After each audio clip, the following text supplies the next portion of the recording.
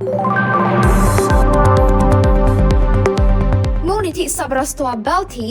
ทีชาริตี้បានបរិច្ចាគថវិកាចំនួន20លានរៀលជូនមន្ទីរពេទ្យគន្ធបុប្ផាកម្ពុជាដែលបានមកពីការរៀបចំកម្មវិធីសង្ក្រាន្តសាកលវិទ្យាល័យ Belty អន្តរជាតិឆ្នាំ2026នាថ្ងៃទី20ខែឧសភាឆ្នាំ2026ឯកឧត្តមលីនវុឌ្ឍសាកលវិទ្យាការនៃសាកលវិទ្យាល័យ Belty អន្តរជាតិតំណាងនៅខ្ពង់ខ្ពស់ឯកឧត្តមបណ្ឌិតលីឆេងតំណាងរាជមណ្ឌលរាជធានីភ្នំពេញនិងជាប្រធានក្រុមប្រឹក្សាភិបាលនៃសាកលវិទ្យាល័យ Belty អន្តរជាតិនិងលោកជំទាវព្រមទាំងថ្នាក់ដឹកនាំគណៈគ្រប់គ្រងនៃសាកលវិទ្យាល័យ Belty អន្តរជាតិលោកអេរិកចន្ទ្រាលោកខីងឈីជាសិល្បករខ្មែរនិងយុវជនស្ម័គ្រចិត្តសហភាពសហព័ន្ធយុវជនកម្ពុជាកាយរដ្ឋនិងកាកបាទក្រហមកម្ពុជាបានអញ្ជើញជួបសំណេះសំណាលសួរសុខទុក្ខនិងបាននាំយកថវិកាមូលនិធិសប្បុរសធម៌ Belty ដែលបានមកពីការរៀបចំកម្មវិធីសង្ក្រាន្តសាកលវិទ្យាល័យ Belty អន្តរជាតិចំនួន20លានរៀលបរិច្ចាគជូនមូលនិធិមន្ទីរពេទ្យគន្ធបុប្ផាកម្ពុជាក្នុងការបន្តបេសកកម្មផ្ដល់សេវាពិនិត្យនិងព្យាបាលទារកនិងកុមារដែលឥតគិតថ្លៃប្រកបដោយគុណភាពនិងមិនមានការរើសអើង